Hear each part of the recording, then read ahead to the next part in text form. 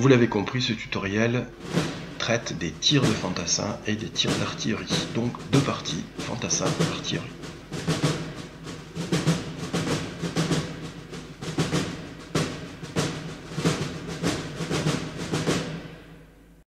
Encore très simple, on place l'ordre tir caché à l'adversaire, qu'on met derrière notre bataillon de Polonais ici présents, on lance 2d6. Si le score est inférieur ou égal à la caractéristique discipline, eh bien le test est réussi, on révèle l'ordre tir et on fait son tir. Pour mesurer la portée, c'est très simple, l'unité tir sur l'unité cible.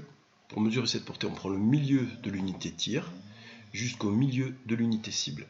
On a ici une unité en rouge qui tire sur une unité bleue, donc c'est du milieu au milieu. L'unité noire tire sur l'unité bleue, c'est du milieu au milieu. Donc ça peut être à peu près la même distance, mais la convention a été décidée et elle vous sort de tout un tas de discussions qui peuvent nuire à la jouabilité. Donc n'oubliez pas, du milieu au milieu.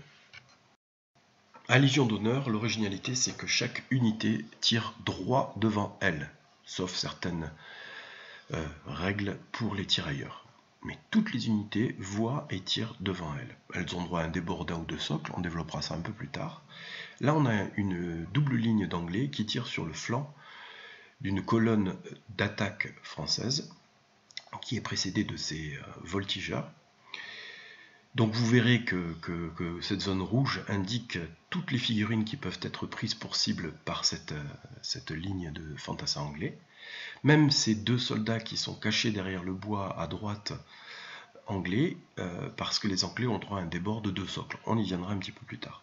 Donc en l'occurrence, dans cet exemple, la double ligne anglaise peut prendre pour cible à la fois le premier bataillon en haut à droite, celui en colonne, la deuxième colonne en dessous et la première unité de voltigeurs. Tous les tirs, là, dans ce cas-là, se feront sur le flanc, parce que c'est le flanc pur de chacune des unités françaises.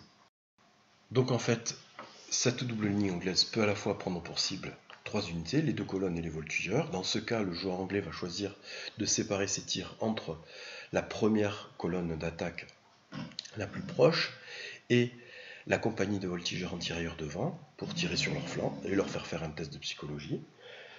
Là, en l'occurrence, nous allons donc séparer les tirs et mesurer la distance. Donc la distance, c'est tout simple, comme je vous l'ai expliqué bien en amont, elle se fera du milieu au milieu. Une note, les ronflements que vous entendez derrière moi, c'est mon chien, c'est un bulldog anglais, et il ronfle tout ce qu'il peut. Donc là, je peux rien faire, puis j'ai envie de garder cette piste, c'est trop rigolo. Donc dans ce cas présent, on va faire 2 mesures. La première mesure du milieu du bataillon anglais à la colonne prise pour cible. Donc ça fait 11 pas. On compte le nombre de figurines. Donc derrière la fumée et les décors, faites-moi confiance, il y a 12 fantassins anglais qui peuvent tirer droit devant. Donc 12, vous voyez la ligne rouge horizontale. La verticale, c'est la distance entre donc 11 pas, entre 8 et 12 pas. Donc en fait, côté français, il y aura une perte automatique et une perte sur un 9+. Donc le joueur anglais va devoir lancer 2d6 et s'il fait 9 ou plus, il y aura une perte française. Allez, on va préciser quand même ce nombre de figurines qui peuvent toucher. Donc dans le rectangle noir, il y a les 12 figurines. L'unité anglaise n'a pas bougé ce tour, donc elle peut tirer sur 2 rangs.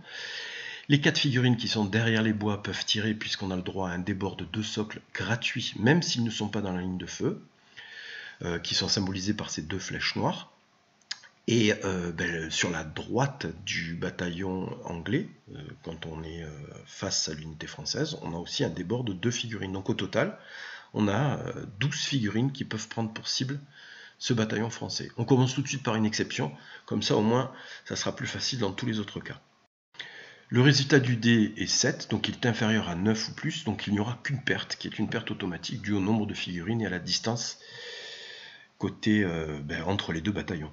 Donc là, le français va devoir faire un test de panique immédiat. On verra ça dans le chapitre psychologie plus tard, parce que quand une unité subit un tir sur son flanc strict, c'est bien développé dans la règle, expliqué avec des schémas, l'unité doit faire un test de psychologie immédiat.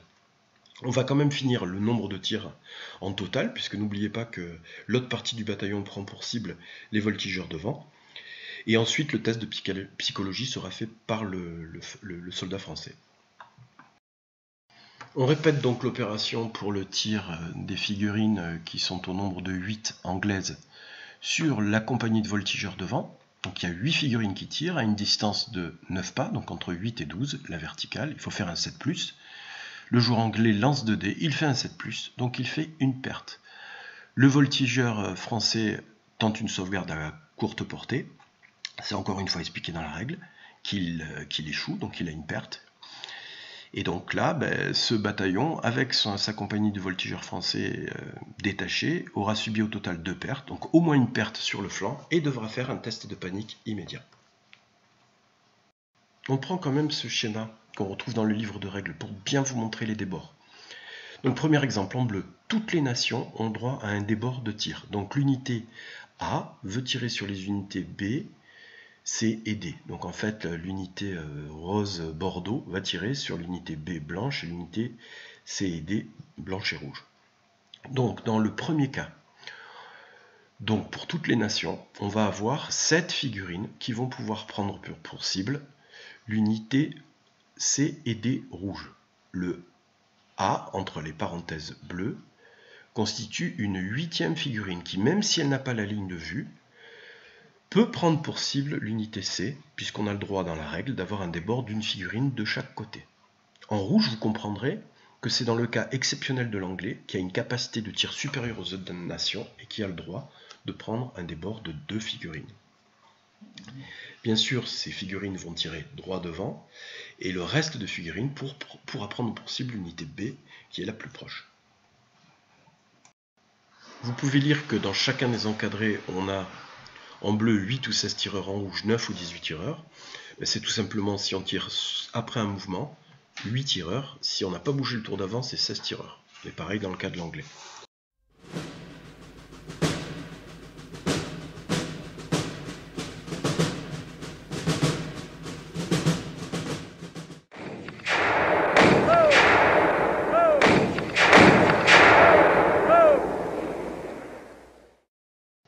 Concernant l'artillerie, donc là c'est très simple, 3 règles à retenir, parmi tant d'autres, mais 3 principales règles.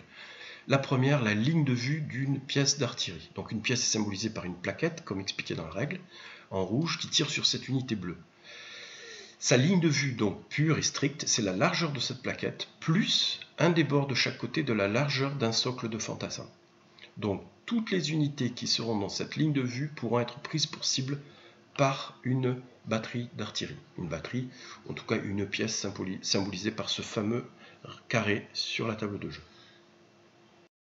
Deuxième règle, lorsqu'un canon fait feu, ou en tout cas la pièce, qui représente en fait 3 à 4 canons selon les nations, mais en tout cas votre figurine de canon fait feu, là sur l'unité bleue, le boulet va traverser les 3 rangs. Donc un boulet va traverser les 3 rangs de fantassins, donc va toucher potentiellement 3 figurines. Il faudra faire 3 jets pour toucher, en se reportant au tableau des touches de l'artillerie.